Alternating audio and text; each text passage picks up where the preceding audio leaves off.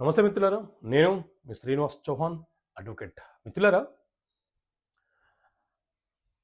భర్త యొక్క ప్రియురాలి పైన కూడా భార్య వరకట్న వేధింపుల కేసు ఫైల్ చేయవచ్చా?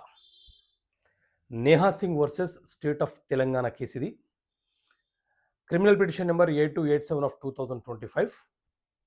సో మిత్రులారా, ఈ కేసులోని అంశం ఏంటి అని అంటే, భర్త తన ప్రియురాలుతో తిరుగుతూ తన్ను మానసికంగా శారీరకంగా వేధిస్తున్నాడని చెప్పి ఆ భర్త యొక్క ప్రియురాలు పైన, అలాగే భర్త యొక్క తల్లిదండ్రులపైన, భర్త యొక్క బంధువులపైన భార్య 498A dowry harassment case file చేసింది.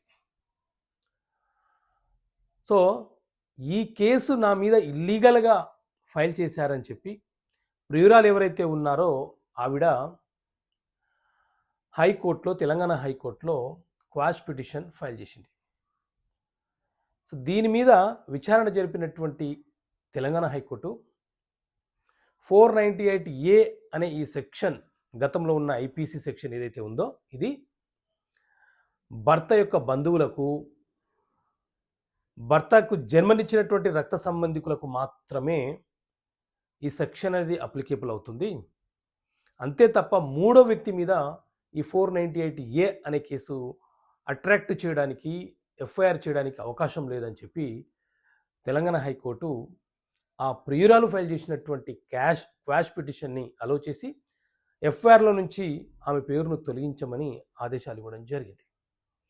సో మిత్రులారా, సాధారణంగా వివాహం జరిగిన తర్వాత భర్త భార్యను వేధించినా, లేకపోతే భర్తకు భార్యకు మధ్య ఏదైనా కన్ఫ్లిక్ట్ వచ్చినా, భార్య అనవసరమైన వ్యక్తుల మీద ఒక ఎఫ్ఐఆర్ నమోదు చేయాలని, ఆ భర్త యొక్క సిస్టర్సు గవర్నమెంట్ ఎంప్లాయీస్ అనో, లేకపోతే తల్లిదండ్రులు వేధించారనో, లేకపోతే వాళ్ళ ఆ భర్త యొక్క బావలు ఉంటే వాళ్ళ మీద ఎఫ్ఐఆర్ చేయడం అనేది చేస్తూ ఉన్నారు.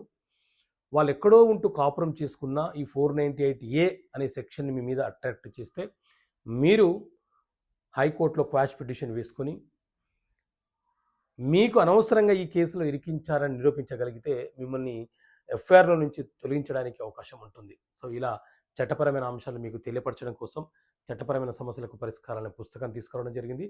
ఈ బుక్ కావాలనుకుంటే ఇక్కడ కనిపిస్తున్న నెంబర్ కాల్ చేసి పుస్తకాన్ని మీరు పొందవచ్చు. ఓకే మిత్రులారా, థ్యాంక్ యూ. జై హింద్.